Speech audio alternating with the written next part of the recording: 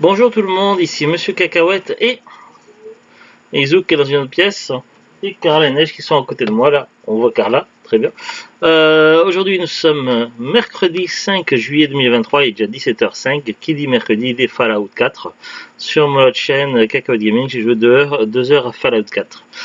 Bref, dans cette suite de vidéos collection, vous avez déjà présenté la première étagère, la deuxième, la troisième et la quatrième.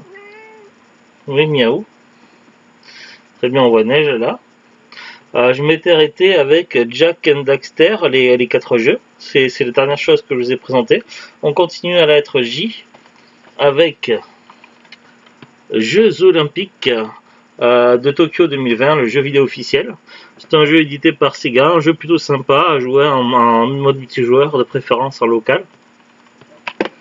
C'est un jeu que j'ai pas payé cher, quoi qu'il avait vite PC. Ensuite, Journey to the Savage Planet, ça c'est un de mes coups de cœur.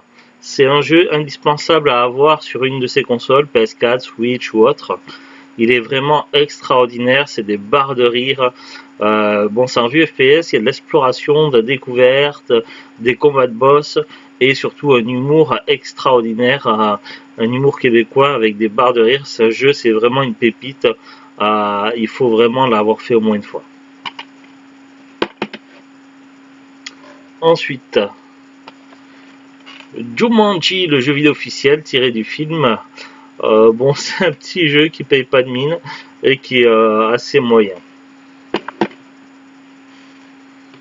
Ensuite, un jeu de gestion sur la licence, sur la franchise des Jurassic Park, c'est Jurassic World Evolution. On a le premier, mais on n'a pas encore le 2. Il faudra qu'on l'achète un autre jour.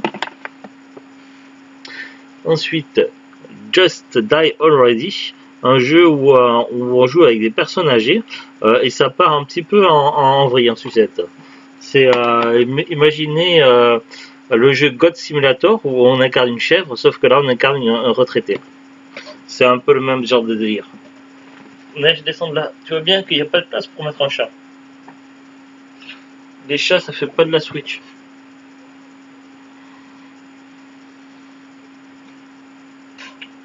Tu dis rien, Neige, elle voulait faire de la Switch. Ben oui. Voilà, elle voit que je regarde les jeux, alors elle essaie de se montrer intéressante, d'attirer mon attention. Du coup, j'avance pas pour vous présenter les jeux, je suis désolé. Faudra le dire, c'est la faute à Neige si on perd du temps.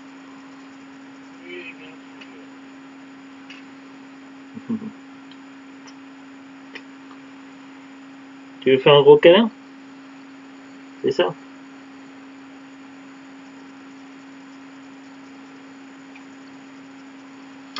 Bon, on continue. On était à la lettre J, on arrive sur la lettre K. Katamari Damacy Reroll. Un jeu qui était sorti à l'époque de la PS1 ou PS2, je sais plus. Un jeu un petit peu étrange. Je ne l'ai pas testé encore. Ensuite, un jeu qui fait partie de la collection Annapurna, c'est le Kentucky Route Zero TV Edition. Je ne l'ai pas testé encore.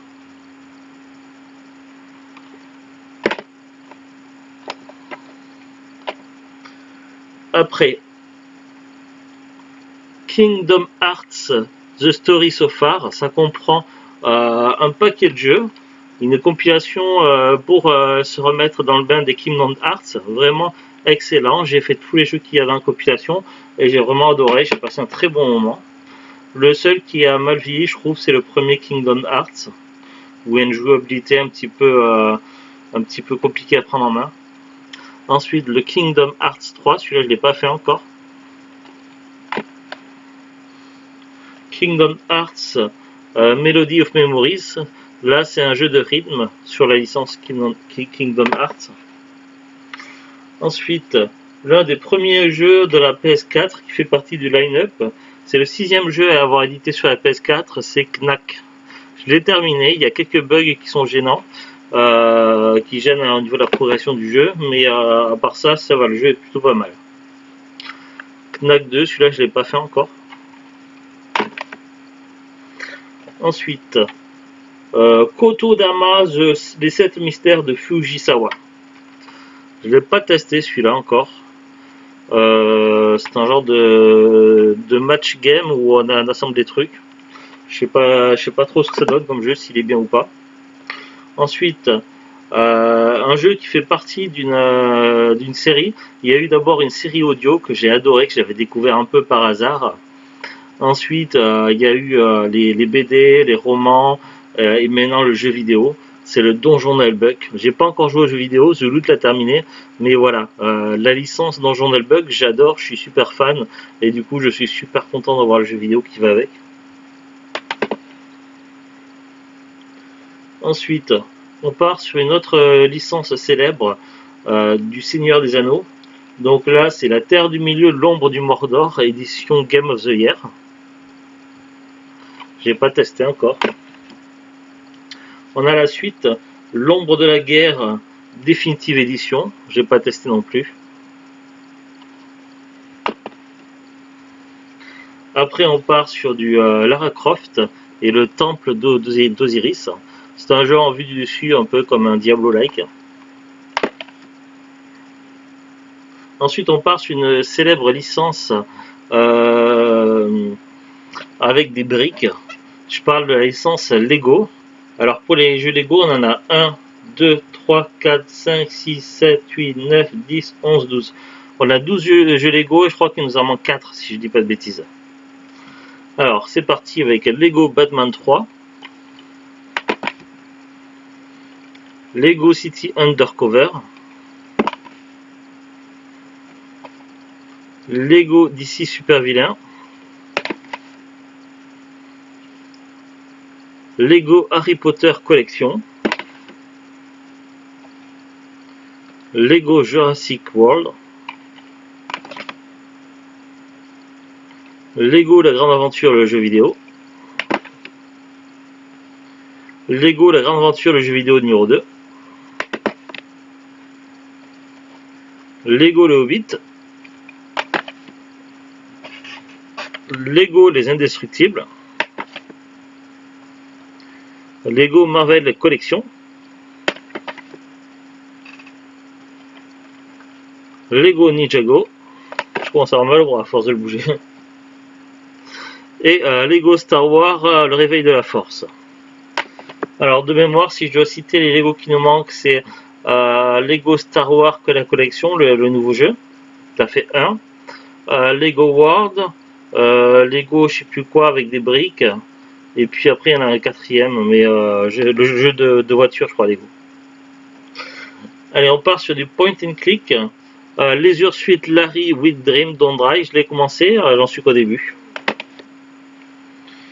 Ensuite, la suite, Leisure Suite Larry with Dream Dry Twice. C'est la suite directe de l'histoire. Ça commence à la fin du jeu précédent. Ensuite, un jeu tiré d'une célèbre série de BD que je lisais dans mon enfance, parce que j'allais lors des trajets à la bibliothèque avec l'école. J'aimais beaucoup lire ça, également au CDI, au collège. C'est les BD des Tuniques Bleues, j'aimais beaucoup. Du coup, là, il y a un jeu vidéo. C'est un remake d'un jeu qui était sorti à l'époque sur un micro-ordinateur. Donc là, on est sur une édition limitée parce que c'est un jeu microïde et la plupart des jeux microïdes sortent en tirage limité. Après, limité à combien d'exemplaires, je ne sais pas. C'est un jeu que j'avais acheté en solde à moins de 5 € sur le site de la Fnac il y a quelques années. Ensuite, avec Zuglut, on s'est lancé sur la licence des Let's Sing. On a beaucoup de retard, mais on en a quelques-uns. Bon. On essaie d'acheter de préférence les versions avec les hits français. Donc on a Let's Sing 2016. Alors évidemment, on a des micros aussi, mais je ne vais pas vous les montrer, ils sont rangés. Let's Sing 2017. Let's Sing 2022. Let's Sing Queen. Il y a des chansons célèbres comme Prince of the Universe, We Are the Champion, We Will Rock You, etc. Donc voilà, il y a plein de chansons connues du groupe Queen. Et on termine avec Let's Build a Zoo, un jeu de gestion où on construit un zoo. Voilà pour cette étagère qui était là-bas, donc il va falloir que je range tout à côté tout à l'heure. Et demain, si j'ai le temps, je ferai la rangée suivante. Il nous reste encore 1, 2, 3, 4, 5, 6, au moins 6 rangées de jeux PS4 à présenter. Il y a de quoi faire. Allez, sur ce, je vous dis à très bientôt et au revoir. Au revoir.